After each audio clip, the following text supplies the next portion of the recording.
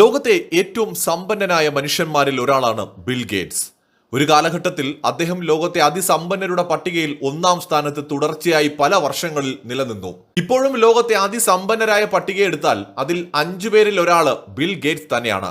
ആ bill Gates നമ്മുടെ ഇന്ത്യയെക്കുറിച്ച്, നമ്മുടെ ഭാരതത്തിന്റെ വളർച്ചയെക്കുറിച്ച് പറഞ്ഞ വാക്കുകൾ രാജ്യാന്തര തലത്തിൽ തന്നെ ശ്രദ്ധ നേടുകയാണ്. നൂതന സാങ്കേതിക വിദ്യകൾ അതിവേഗം സ്വീകരിക്കുന്നതിനും പ്രയോജനപ്പെടുത്തുന്നതിനും ഇന്ത്യ കാണിക്കുന്ന ആർജവത്തെ അദ്ദേഹം അങ്ങേയറ്റം പ്രശംസിച്ചുകൊണ്ട് രംഗത്തെത്തി. മൈക്രോസോഫ്റ്റിന്റെ സ്ഥാപകനായ ബിൽ ഗേറ്റ്സ് ലോകത്തെ ഏറ്റവും സമ്പന്നൻ മാത്രമല്ല, ലോകത്ത് ഏറ്റവും അധികം ചാരിറ്റി പ്രവർത്തനങ്ങൾ നടത്തുന്ന സ്ഥാപനങ്ങളുടെ ഉടമ കൂടിയാണ് അദ്ദേഹം. ടെക്നോളജി രംഗത്തെ ഏറ്റവും മുൻനിര കമ്പനികളിൽ ഒന്നിന്റെ ഉടമയാണ് അദ്ദേഹം.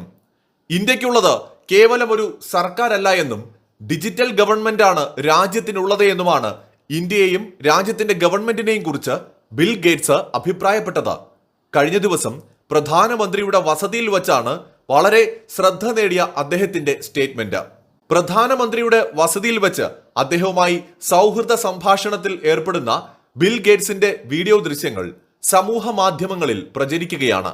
ഇന്ത്യയുടെ അധ്യക്ഷതയിൽ നടന്ന G20 ഉച്ചകോടിയുടെ പ്രധാന നേട്ടങ്ങളും ഇരു നേതാക്കളും ചർച്ച നടത്തി. ഇതോടൊപ്പം ഇന്തോനേഷ്യയിൽ വച്ച് നടന്ന G20 ഉച്ചകോടിയിൽ ലോക നേതാക്കൾ രാജ്യത്തെ ഡിജിറ്റൽ വിപ്ലവത്തിൽ ജിജ്ഞാസ പ്രകടിപ്പിച്ചതായി പ്രധാനമന്ത്രി പറയുകയും ചെയ്തു.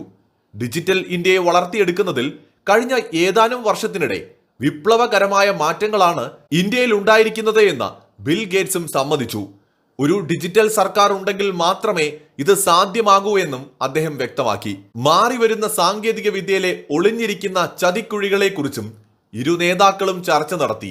ആർട്ടിഫിഷ്യൽ ഇന്റലിജൻസ് സാങ്കേതിക വിദ്യ നിർമ്മിതമായിട്ടുള്ള ഉള്ളടക്കങ്ങൾക്ക് വാട്ടർമാർക്ക് നിർബന്ധമാക്കണമെന്നും ഡീപ് ഫേക്ക് തടയേണ്ടതിന്റെ ആവശ്യകതയും പ്രധാനമന്ത്രി ചൂണ്ടിക്കാട്ടുകയുണ്ടായി.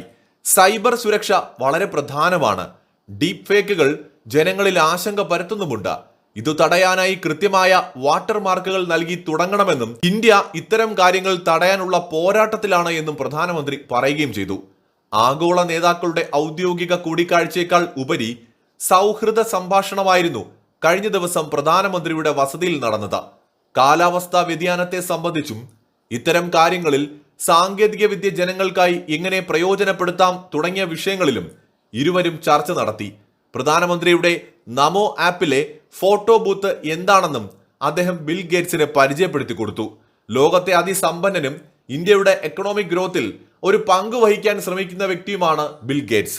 അതുകൊണ്ട് തന്നെ ഇന്ത്യയുടെ പ്രധാനമന്ത്രിയുമായി മികച്ച ബന്ധമാണ് അദ്ദേഹത്തിനുള്ളത്. കോവിഡ് മഹാമാരി കാലഘട്ടത്തിൽ ഉൾപ്പെടെ നിരവധി പ്രതിസന്ധി കാലഘട്ടങ്ങളിൽ ഇന്ത്യയെ സഹായിക്കാനും മുന്നോട്ട് വന്ന വ്യക്തിയാണ് ബിൽ ഗേറ്റ്സ്. ലോകത്തെ ഏറ്റവും സമ്പന്ന രാജ്യത്ത് ജീവിക്കുന്ന ആ മനുഷ്യൻ തന്നെ പറയുകയാണ്, ഇന്ത്യ ഒരു ഡിജിറ്റലൈസ്ഡ് രാജ്യമാണ്, ഇവിടുത്തെ ഗവൺമെന്റും ഒരു ഡിജിറ്റൽ ഗവൺമെന്റ് ആണ് എന്ന്.